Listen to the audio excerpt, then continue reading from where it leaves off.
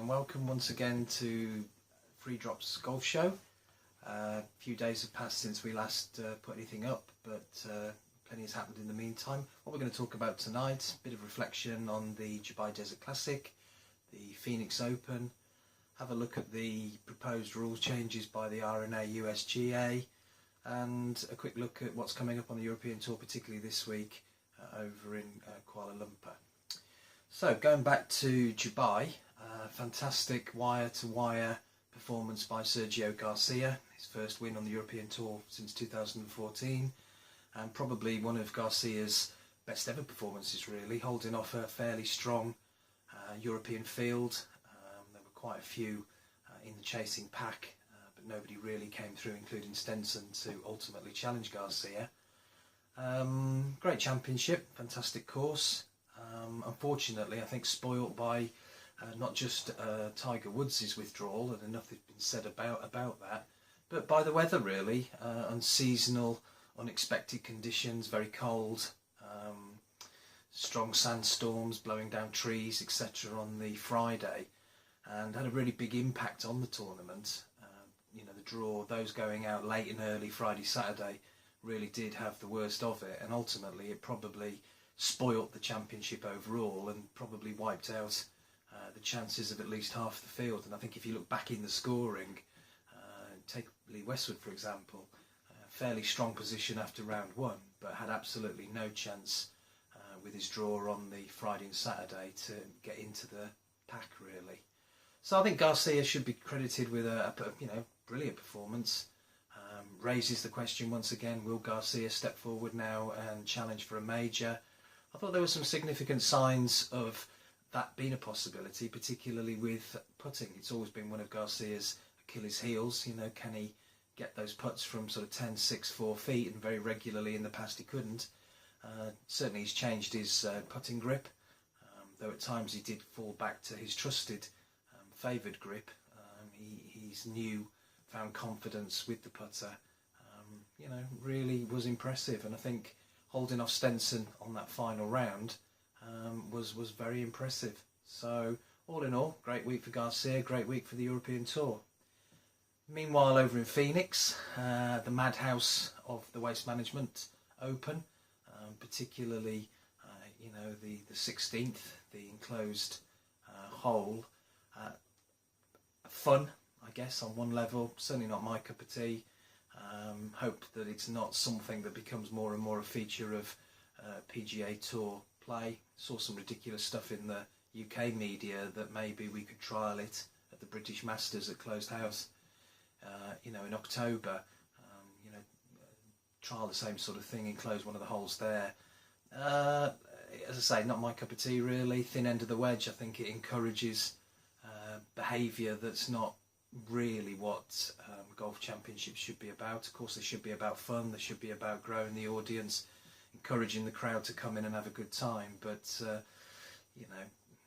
I'm not sure that's the way forward. The players enjoyed it, watching Shane Lowry handing out Guinness and Beefy Johnson handing out beef burgers to the crowd. I suppose there is a powerfully fun element in that, but leave it there, leave it strictly at the Phoenix Open. The winner there, Matsuyama, absolutely superb. I have to say, probably one of my favourite golfers at the moment. Powerful performance, another win, 5th win in 9 outings. I thought what was telling with this one, it's never easy to defend a championship, and he did that. Stalked the leaders all the way through the first 3 rounds. Went to the top early in the 4th round, though he ultimately ended up in a playoff with Patrick Reed, and it did go to the 4th hole.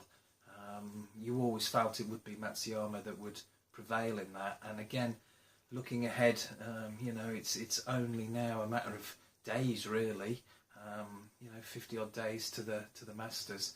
You'd have to say that Matsuyama does look the sort of player that would be well suited to Augusta.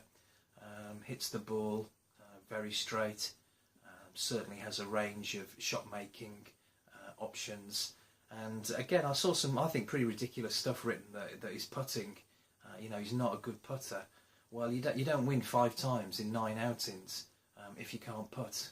And I would expect Matsuyama to be a very strong contender at Augusta. And if he doesn't win it, I really think that it will go to either another of the Asian players. But I do think there's a very strong European chance this time round. Assuming that Rory overcomes the current injury that he's got, I'm sure he will. But there are plenty of other contenders in there. Just want to sort of mention one player I think who deserves, a bit of a good write-up really. Great to see Ian Poulter contending in Dubai. 3 really solid rounds of golf. He's been out in the wilderness for over a year with that foot injury. I thought Poulter looked hungry. I thought his golf was great.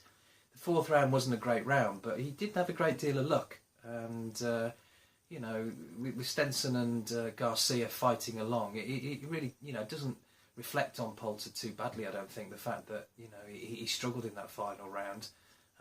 Let's say a combination of bad luck and probably that return to the highest level of tournament play. But I think Poulter should take from it some, great optimism for the rest of the season. And at times, I've been a bit of a critic. I think at times, Poulter sometimes drifts away from the sort of pure focus on his golf.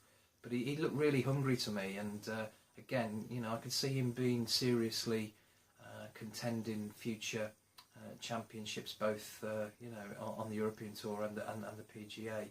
So I think that closes off the tournament golf for today. The RNA and the USGA have come forward with some draft proposals really for some very significant, probably the most significant ever collective changes to the rules. And those probably could be implemented quite quickly. I mean, if you look at them, they all seem to me to be aimed at speeding up the game, perhaps taking away some of the, quite often I think quite ridiculous bits of the rules that are actually quite hard to explain to people who don't play play golf, why you do it. So I think it's, things like being able to drop the ball from any height, doing away with, the 2 club length relief, making the red stakes, the prominent hazard markings.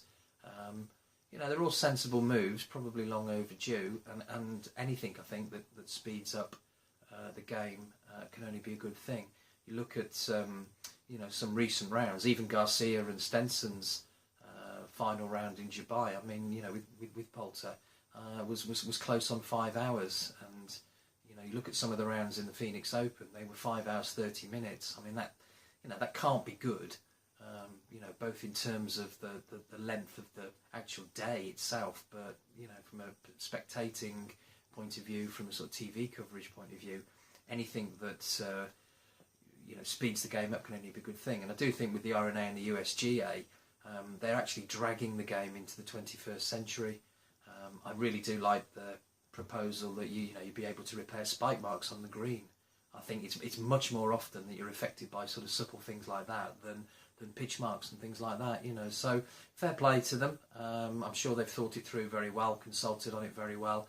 I think it'll be welcomed by anybody that plays golf really. Anything that takes out some of the sort of fuddy-duddy approaches to the rules can only be a good thing. Coming up on the European Tour this week, it's a bit of downtime really. I think it gives the players, the top players particularly, the chance to take a break. Over in America, you've got a Pro-Am tournament at Pebble Beach, a little bit sort of fun-based. Again, downtime on that tour that's been really active since the turn of the year. The European Tour are in Kuala Lumpur. It's the Maybank Championship, and again, it's a step down for most of the top European stars. It's still a good field, a pretty eclectic field when you look at the players taking part. I think the thing about the Maybank, which always needs to be taken into account, is the heat and the humidity on the course, and I think it does take its toll. So it wouldn't surprise me that it was one of the younger players that prevailed. It wouldn't surprise me that it was a player that was used to playing perhaps in those more humid tropical conditions. If it's not one of those, I'm going to stick my neck out here and say I think Lee Westwood could have a really strong week, and Charles Schwartzel as well. I think he could be, well placed to sort of elevate himself back into the public eye. But I'm going to stick my neck out and go with Lee Westwood, and fingers crossed. Again, should be quite good viewing. It's a very attractive golf course. So what is probably, as I say, downtime week on both the PGA and European tours, there's still some quite good golf to look forward to. So here we are, just a few weeks away from the first major of the season. Really looking forward to that, and we can start to talk a little bit more about the Masters and how particularly individual players' form and things like that are going to come into it. That's it from Free Drop for tonight. Again, if you've enjoyed the video, if you enjoyed the discussion, please like us, follow us, subscribe to the YouTube channel, pick us up on Twitter where there's lots of content posted, and we'll see you in a couple of days. Good night.